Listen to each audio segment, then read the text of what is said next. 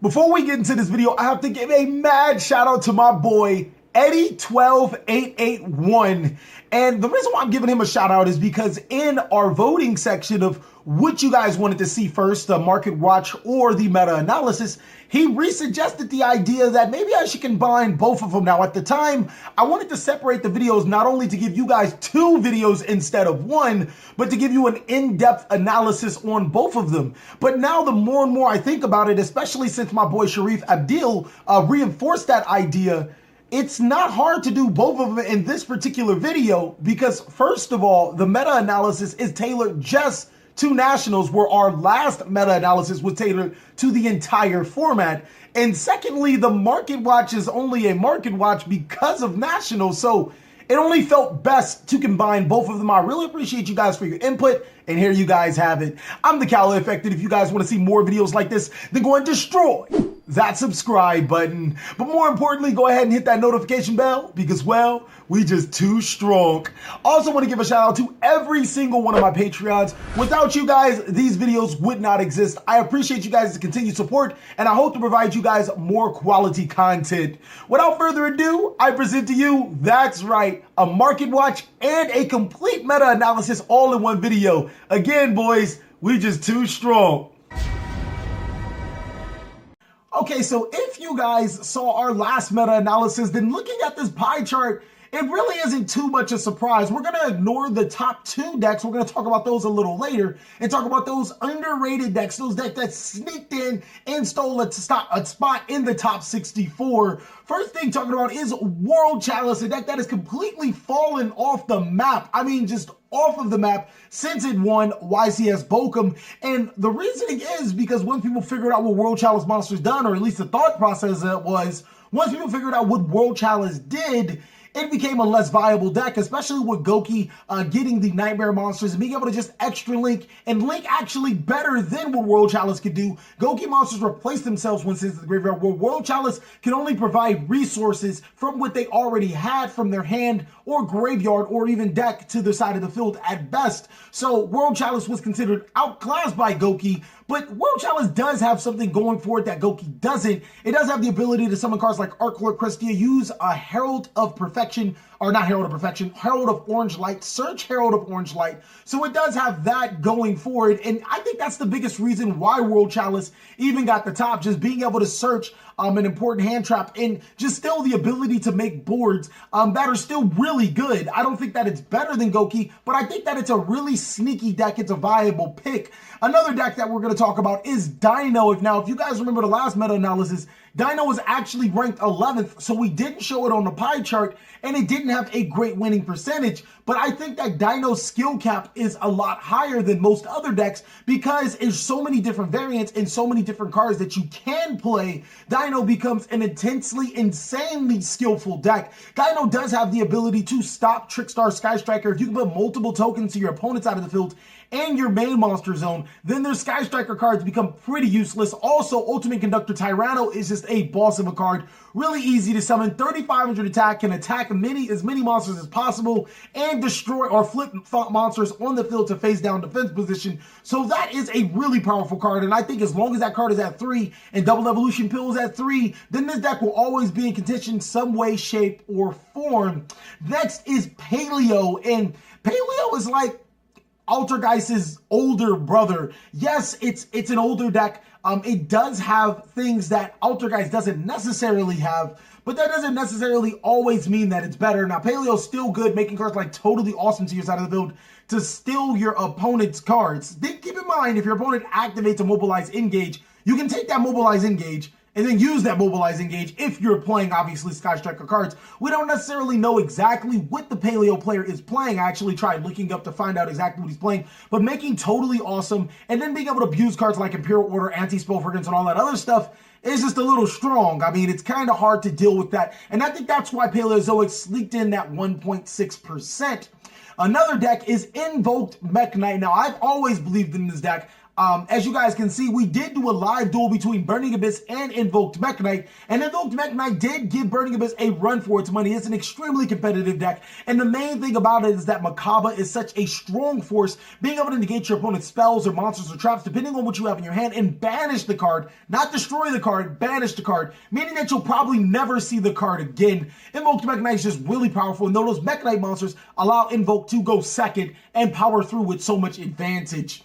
Altergeist taking 3.1% of the tops. Like, oh my god. If we can combine Altergeist and Paleos, which are pretty much anti-meta decks, then getting, what, 4.7% of the tops? Not terrible. Both of these decks have similarities when it comes to disruption. Altergeist is still a really good deck. I think that it's being slept on. I think that it's more powerful than what it says. Basically, it's a whole bunch of trap cards that provide a lot of disruption, and that could be a really good, powerful usage against Gouki. It does struggle a bit against Trickstar Sky Striker, but against Gouki, it's pretty good. And with Gouki seeing a resurgence in play, it could be a pretty devastating deck. Next is Pendulum Magicians. You can always count on this deck getting some type of top because while we did show in the stats that Pendulum Magician was ranked as one of the better decks, it had a losing percentage, but we also accounted that for Pendulum Magician just being so broad of a spectrum and other players playing Pendulum Magician and not playing it right contributed to the losses of Pendulum Magician. Ultimately, I do think it's a great deck and actually made it to the very final round. So expect to see more Pendulum Magicians, even more than what they are now, and as being a very viable deck.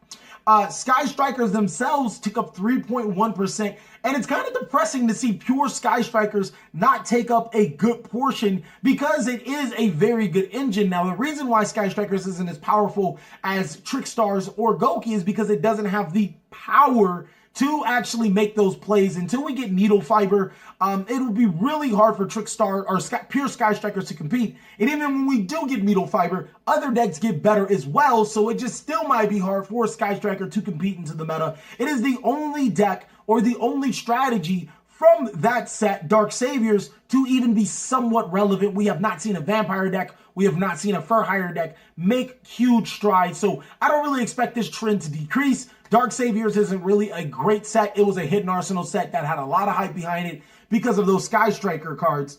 Last but not least of the little guys is Spyro. My left stroke just went Spyro. This deck will always be good. It finds its way into competitiveness. The main reason behind it is being that it has the ability to just summon a plethora of monsters to its side of the field, using the Nightmare cards and abusing your Spiral Mission rescues, sending cards from your hand to the graveyard, and constantly getting board presence. It's really good against a lot of decks. It has the ability to extra link the opponent. It can make Tri-Gate Wizard, but even more importantly, a non-targetable, non-destructible Spiral Sleeper can be the game for a lot of players. And actually, I feel it has a great Trickstar matchup, as Spirals have always had some room to wiggle against every meta competent deck. Now to talk about the two biggest decks, and there's a pretty big surprise between these big decks. Gouki actually had more non-Trickstar or non-Sky Striker Gouki decks top than Sky Striker Goukis, meaning that you guys could probably play either Sky Striker Gouki or regular Gouki and still make it into competitive scene. Gouki is also a reason why so many cards on our meta or on our market watch skyrocketed in price, because Gouki has figured a way to counter hand traps as well as extra link your opponent. You could have seen in almost every single one of the live duels or of the duels that were broadcasted to us, when Gouki played turn one, they were going to extra link you, so preventing your opponent from special summoning monsters to their side of the field. And if you're playing against Sky Striker, giving them an Ibly, it's kind of hard to deal with. They can't special summon monsters to the side of the field, and they have a monster in their main monster zone, so the Sky Striker cards become pretty obsolete. Gouki is still a very powerful deck. And then lastly, Trickstar being a really good deck, allowing you to pressure your opponent, just being the best deck of the format right now, one of the best decks to go into time, as well as having new twists and wrinkles to the deck. We already know Sky Striker Trickstar is a great deck, but have you guys heard of Sky Striker Mech Knight Trickstar? That actually procured 8 of the 27 tops of Trickstar, so it is a viable source. Being able to have the ability to go first and second is really good inside of this format, but also being able to play your Trickstar board or even start off with your Mech Knight board to gain advantage and then follow up with your Trickstar board on top of your Sky Striker cards is really good. This top 64 was extraordinary. I loved it. I loved the diversity. I didn't like that Goukis and Sky Strikers took up 80% of the tops, but you have to look at it. The top decks were Gouki and Pendulum Magician. So this would be pretty much comparative to see that, in my opinion, that any deck can compete right now. Any viable deck or somewhat viable deck could be competing right now. Gouki should see more tops. Pendulum Magician should see more tops. In my opinion, if that comes into the fray, then Altergeist could immediately see more tops and has an advantage over both Gouki and Pendulum Magician. It has some good things going to it, even though it's a pretty easy deck to side against. And with other decks coming into the fray, it makes so much more possibilities for other decks to succeed. Now that we're done talking about the market or the meta analysis, I think that a lot of decks can top, but let's talk about the cards that went up and how it impacts you as a player because of Nationals. All right, looking at the market watch side of things, Spacian Aqua Dolphin is an insanely expensive card for Ultimate Rares right now. $90 for an Ultimate Rare Spacian Aqua Dolphin. You light-skinned niggas is getting dark now because that is insane. I ain't buying no copies of Aqua Dolphin. Don't believe the hype. It's a really good card, though. It's a really good card. Gouki did use this card because it was a warrior monster, and on top of that, you can summon it, discard a card, look at your opponent's hand, and destroy a hand trap, allowing you to effectively know every single card in your opponent's hand besides their draw one, as well as get another warrior monster to your side of the field when you pair with Junk Forward or Marauding Captain. And you can follow up with Invoker plays. It's a level 3. You can follow up with Isolde. You can follow up with so many plays because of this card. It's really good. So I don't doubt that. But looking down at the other prices, again, $90 is steep. $270 for 3. The next listing is $100. So $300 for 3 is just insane. There are some rares for $1 to $2. And then there's an ultra rare for 25 cents. So if I'm going to buy out something, I'm going to buy these out because that's not bad. That's ultra too, because you got a choice. You got between the rares, the commons, or the ultis. Or you can pick up this ultra, which is a pretty decent rarity. So I'm going to go ahead and pick up 3 copies of the ultras. I advise you guys to do the same. Looking at the next card, a card that I feel could be in contention for buyout, Thunder King Rio as an ultimate rare only sits at about $35, $37 for an ultimate rare. Now, keep in mind, this came out in Turbo Pack Booster 8. The last Turbo Pack to exist. It came out in about 2009, if I remember, maybe 2010. So it's a pretty old card, an 8-year-old card. If Thunder King Rio is bought out as an ultimate rare, it's going to be insane because this card will probably never go back down because of its oldness, because of its longevity, because of how long and how hard it is to get this card. Now, keep in mind when Thunder King Rio went to 3 from the Forbidden List, it stayed at about $35. And looking at Thunder King Rio, there's 1s and 2s on the market. There isn't a solid number. So if somebody were to buy out these lower Thunder King Rios, I think that this card could skyrocket. It could become a very viable card. But even more importantly, it does have implications inside of our meta. It stops link summons. It stops searches. I mean, like, you couldn't ask more from a card like Thunder King Rio. The secret rares for moderately played are $10. That's freaking insane. What are the Nibbler Near Mints are about $14, $15. So that's also a good candidate for a buyout. Those 2 cards are pretty nice rarities, really good cards into the format. And I could see a deck that not needing its summon, abusing Thunder King Rio against the opponent. Next, we're going to talk about is Drag Down to the Grave. This card got insanely expensive really fast for super rares. $9. Oh my God, it's only 2 listings left. $9 and $10. We are watching a buyout in the making. That is insane. This card actually could go higher. Kind of stupendous to see a card like this at that expense. Mainly because if you look down, there's 10 cents, 10 cents. Just get the commons, guys. Don't believe the hype. Drag Down by the Grave could get reprinted as a super inside of OTS, and this will be a trash card once again. So don't believe the hype, guys. Drag Down by the Grave is extremely powerful. It allows you to disrupt your opponent's hand traps, but you got to look at the downsides. Top decking this card is terrible, and while you do get to see information in your opponent's hand, your opponent gets to see information in your hand. You cannot activate this card if you don't have no cards in your hand. So Drag Down by the Grave is good, but it's not. I'm not believing the hype. It's good. It's really good. But go ahead and get yourself some commons instead of paying $30 for a playset of those. Next card we're going to talk about is the card of the hour, a card that I talked about in our last market watch. I said that this card was really good, and it was $15 for years. Keep in mind, Thunder King Rio was Turbo Pack Booster 8, one of the last Turbo Packs ever made. This is Turbo Pack Booster 3. Let that sink in. This is Turbo Pack Booster 3. This is even older than Thunder King Rio by possibly years.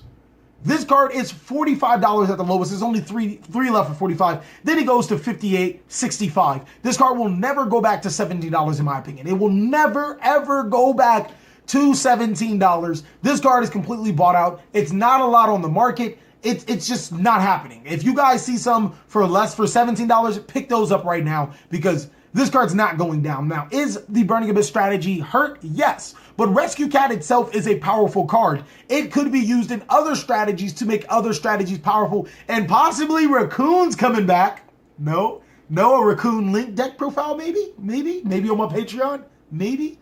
All right, looking at the ultra rare copies, those are almost $6. And then even the rares are getting bought at $2 respectively for a Turbo Pack Booster 1 rare and almost $3 for a Dark Revelation. Flaming Eternity commons are a pretty hefty penny. Looking at the damage, they're about $2. So in looking at the near mint, they're about $4. So Rescue Cat is getting bought out at all stages of the game. And then Champion Pack commons are about $5. There's one for $1, and then the other are $5 to $7. So it's kind of insane how Rescue Cat's getting bought out at such a tremendous rate. And at a slower rate than Gallus the Starbearer. Let's go ahead and look at that card. I told you guys by the end of this year, possibly even next year, probably even a couple of months, this card will be $5. It went from a $50 card to a $20 card, and now it's an $8 card. Don't believe the hype. This card's not worth it. Is it a good card? Yeah, it's pretty decent. Monster Mash decks will love it, but wasn't worth the $20 or $50 price tag. It's worth maybe about $5, and then you'll see it gradually decrease. The rares or the commons are $4 for lightly played, so they might sit at $8 for quite some time. And then the ultra rares are $13 or $14 for the ultra rare near mints.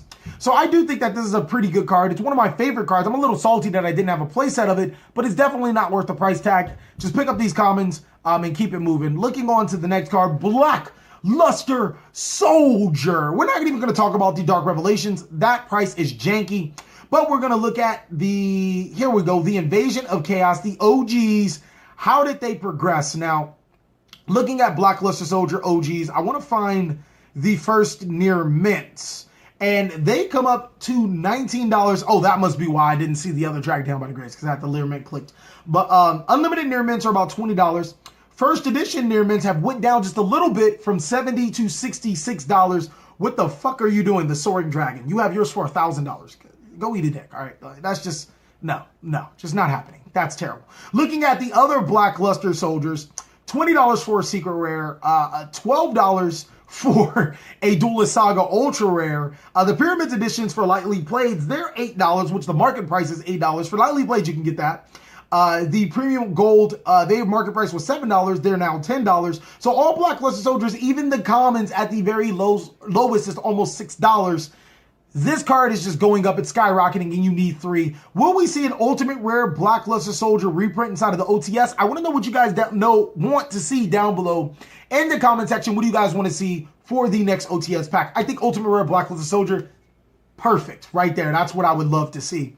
On to the next card. Magic Deflector actually has not been going up. I think that's pretty pitiful. Looking at Magic Deflector, still about $2. Pick them up before it's too late. There's not a lot of listings on the market. And then Magic Deflector for Abyss Rising. Keep in mind, Abyss Rising is, think about a 9-year-old, or not a 9-year-old, maybe a 6 or 7-year-old set. There isn't a lot. Somebody could buy all of these out with less than maybe $20, $30. And this card will be expensive all around. So if I were you, please pick these up for your own sake. As you guys can see, the little arrows going doop, doop, doop, doop, doop. So pick them up before it's too late. People are starting to pick up on those Magic Deflectors. A card that has been seeing play inside of the YCS, or inside of the Nationals, why I keep calling it YCS, is, hey, True Nade. This card's extremely powerful. Return all set cards on the field to the hand. This card is just like not much to talk about. I know you guys can't see the picture, but it is what it is.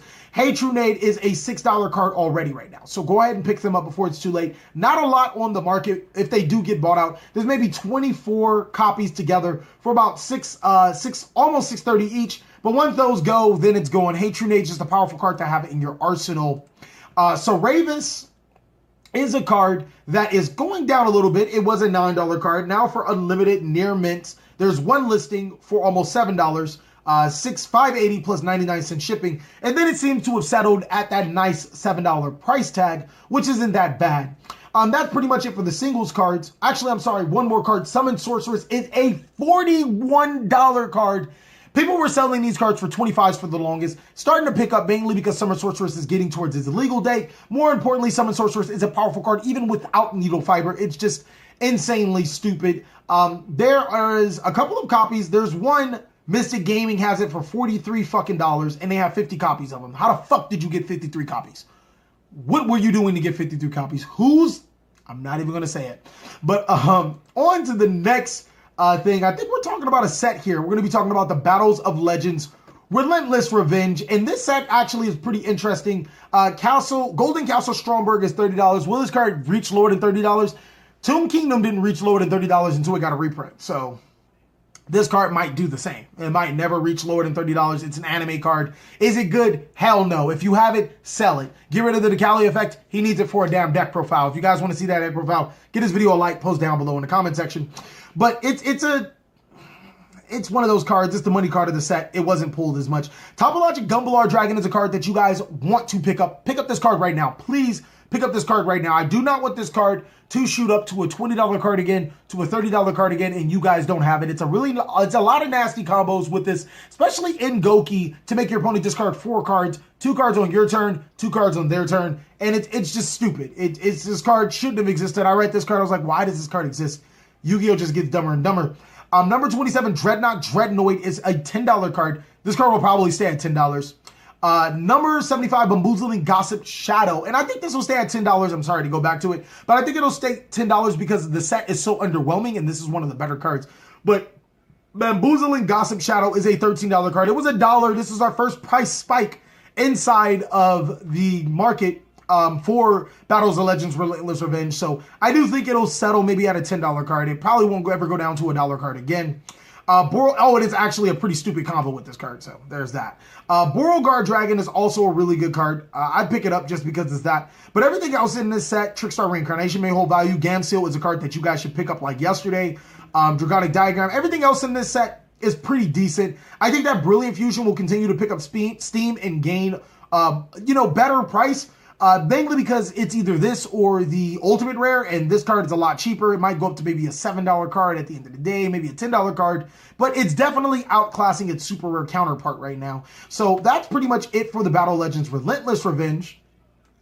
Looking at Dark Saviors, Sky Striker Mobilize Engage is $73 at the lowest.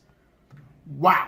Now, granted, there's only 2 listings for $73, $74. It's still probably an $80 card, but the fact that it's continuously going down, I already said it, Mobilize Engage is a $50 Yu-Gi-Oh card. It is not more than $50. I think it will continue to decrease or decline to the $50 range. Though it is a very powerful card, it's still pretty specific to only a couple of decks that can take full advantage of it. Sky Striker Mecha Widow Anchor seems to have settled at about $25, $26, $27 card.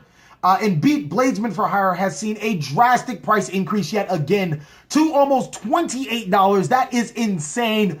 Do not pick this card up unless you really, really want For Hire. If you really want For Hire, go ahead and do it. It spiked because of the new support bringing us, but I still don't think that that's enough to make For Hire monsters for sure a meta deck. I gotta throw that. Mayhem for Hire is still a $12 card. We expected that. And Sky Striker Afterburners is $8. Everything else after the set is boo-boo. Don't buy this set anymore. It's not worth it unless you really need... No, I mean, just... The set is $100. Mobilize Engage is $70. Just buy the Mobilize Engage if you guys have the option between the two. On to the next, the last set we're going to talk about is Flames of Destruction. The special edition is out, which definitely infected infinite impermanence. Looks like there's a finite amount of infinite impermanences. There's a couple for $50. That's fucking crazy. That really is crazy. This card isn't as good as advertised. Is it a great card? Yes. But in this meta, infinite impermanence isn't a awesome card, not a game-defining card like Ash Blossom and Joy of Spring. So still pick up your infinite impermanences while you have your chance. I think they will continue to decrease to about the 50 range. Ghost Bell and Haunted Mansion, this might be a perfect time to pick some up because they will define a meta at one point in time. Maybe not now, maybe a little later, but they will do it. Nightmare Corruptor Iblis, great at $24. Nightmare Unicorn at $20. Nightmare Griffin at $13. And Nightmare Goblin at respectively $8 to $10. I think that those are pretty solid prices for those cards, and they're not going to budge. Thank you guys so much for watching another segment of the Cali Effect. I want to know what you guys think about this video. If you have any questions, any suggestions, any comments, any criticism, let us know down below in the comment section. I really appreciate you guys for watching. Please like, comment, subscribe, but most of all, enjoy. I hope you guys are having a great day like I am.